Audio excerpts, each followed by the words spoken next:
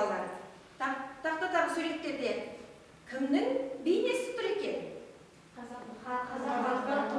Қазақ халқының ұлттық киімдері. Сіздерге қазақ халқының ұлттық киімдері ұнайды ма? Иә. Жақсы. Балалар, мен сіздерге бүгін ұлттық әшекейлерімді көрсеттім. Енді мен сіздерге ұлттық көйлегімді көрсетейін деп тұрмын. Ұлттық көйлегімді көріңіздер міне. Өте әдемі қазақи нақышта тігілген. Ал мынау балалар, менің бас киімім. Сәукеле. Балалар, тақтаға көз жүгіртіп ойларыңызбен бөлісіңіздерші. Маған үшінші қыздың киімі ұнайды. Себебі қазақ халқы қыздың киімі де ерекше мән берген. Әдемі үзіндірілген көйлегі ою-өрнекпен, қыздармен безендірілген. Қыздардың киім кию ұсылғы ойламайды. Себебі қыздардың киімдері ыңғайсыз, қысқарттар жүріп тұруға. Ыңғайсыз. Жүріп тұруға ыңғайсыз. Отыра ғой, Валерия.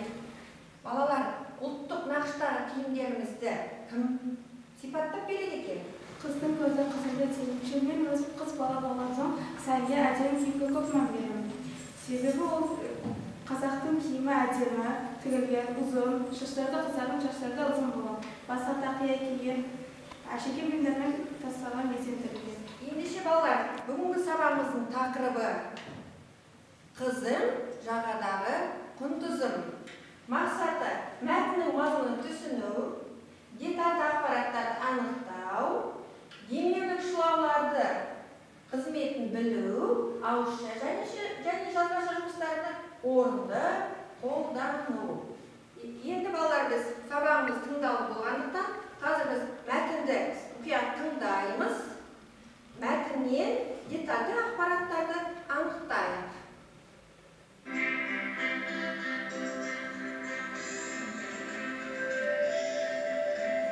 Мен қазақ қыздарына қайран қалам.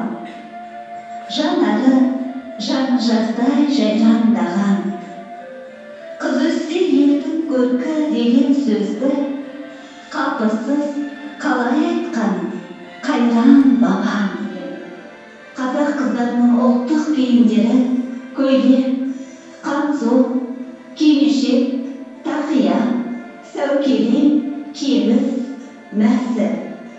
Қазақ қыздарының киімдері өте әдемі тігілген. Көйлектерді ою-өрнекпен, тастармен безендірген. Бастарына жазда тақия кисе, қыста бөрік киген, үкілі қамша, бүрмелі көйлек, тұрғандай үнсіз, қимылсыз бием. Иықтан шашын төгіліп жерге, күмісті шашпау жарасып берген. Зор болған. Анасы қызына қатты жүгірме, шолпың сыңғырламасын. Әдепсіз қыз дейді деп отырған.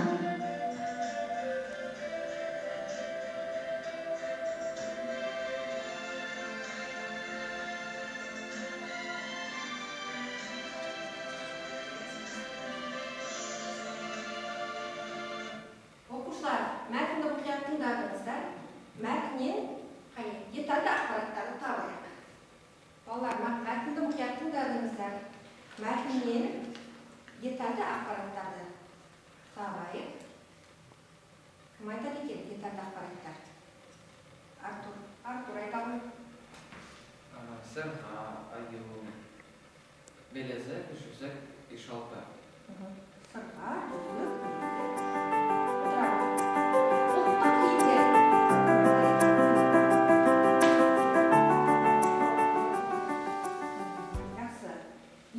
Мәтін бойынша не түсіндіңіздер, балалар? Кім айтады екен? Мәтін бойынша не түсіндіңіздер? Айжан. Қыз бала изетті, ибалы, ана-анасын сыйлыға және ана тілін құрметуге болу келеді. Жақсы, дұрыс. Тағы да кім айтады, мәтіннен не түсіндіңіздер? Түсіндіктеріңізді айтайық.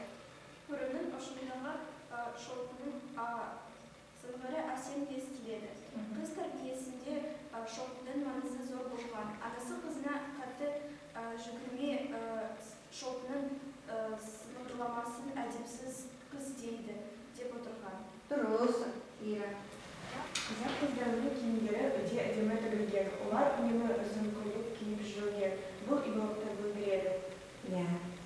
ибалықты қыздың тәрбиесіне байланысты айтқан сен мәтінде. Тағы да кім айтады мәтінге не түсіндіңіздер? Тағы да балалар не түсіндіңіздер? Арнұр айта ғой. Қазақ халқының қыздың киіміне ерекше мән берген қазақ қыздардың ұлттық киімдері. Тақия, кебіс, сәукеле, мәсі. Олар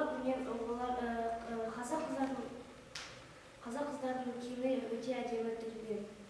Олар үнемі ұзын көйлек киіп жүрген, ол ибалықты білдірген. Дұрыс айтасың. Өйткені ұзын көйлек киіп, олар ибалықты білдіреді екен қазақ қыздарына. Келесі. Қыздар қашын қонағыде түрге тұрғызған қазақ халқы үшін қыз баланың орны ерекше болған. Қыз баланы төрге отырғызған екен. Дұрыс. Келесі. Тағы кім түсінеді, кім айта түсінген? Динова мәтін бойынша. Қазақ халқы қыздың құжат жоқтық тегерге қатты құрметтеген, сондықтан қыздың тәрбиесі ерекше мән берген. Тәрбиесіне ерекше мән берген екен.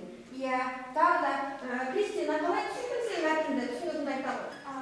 Ұлттық құндылықты бойына сіңірген қыз бала болашақ ұрпаққа үлгі болады. Ұлттың рухани қазынасын қастерлейді.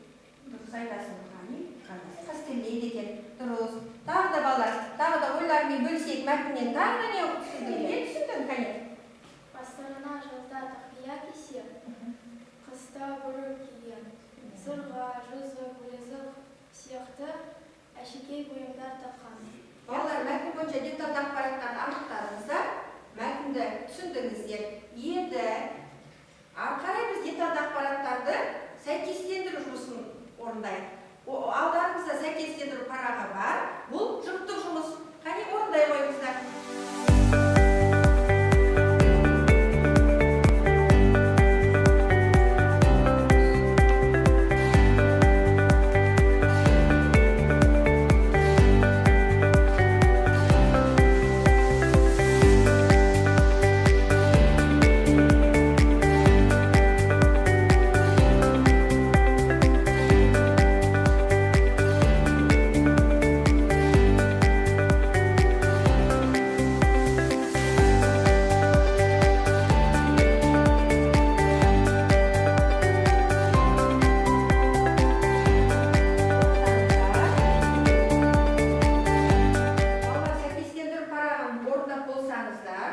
Өздеріңізді тексеріп, тақтаға көрлеріңізге болады дұрыс жауаптарын. Балалар тақтаға назар аударып, өздеріңізді жұмыстарыңызды тексеріп алыңыздар.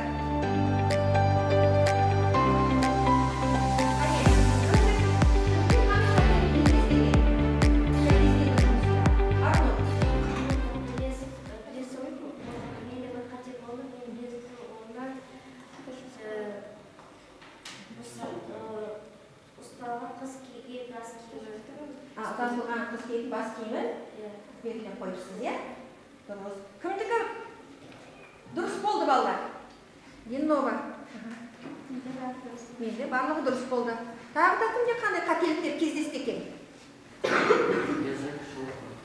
Лезік, шолпыны қателестісті, Жақсы, балалар. Енді балалар бүгін демелік шылаулар туралы кім айтады екен ережесін? Демелік шылаулар дегеніміз не? Түрлерін кім айтады екен? Айжан. Демеуі қосымша мағына біледі, бірақ сөйлемді байланыстырмайды. Демеушілар сұрайлық күшейтеу шептік және ұшайлық сұраққа бөлінеді. Сұрайлық күшейту ай тете шектік ғана тек болады және бойжайлық мұз болады. Отырады. Мәтінде кездескен деталды ақпараттарға сөйлем құраймыз. Қане, кім айтады екен деталды ақпараттарды? Артур айтамын. Сырға, білезі, жүзі, шолпы, сырға. Отырады. Осы деталды ақпараттарға демеуік шылауларды қатыстырып, сөйлем құраймыз. Тақтаға кім орындайды екен?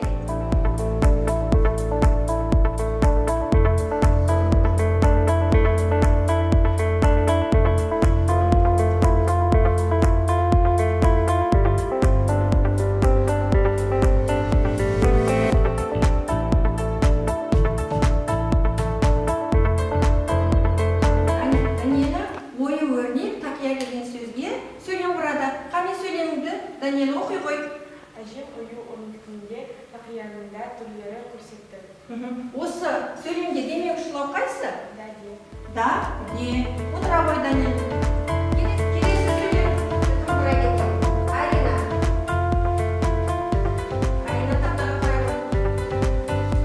Қандай сөзден қатысып сөйлем құрайсың, Арина?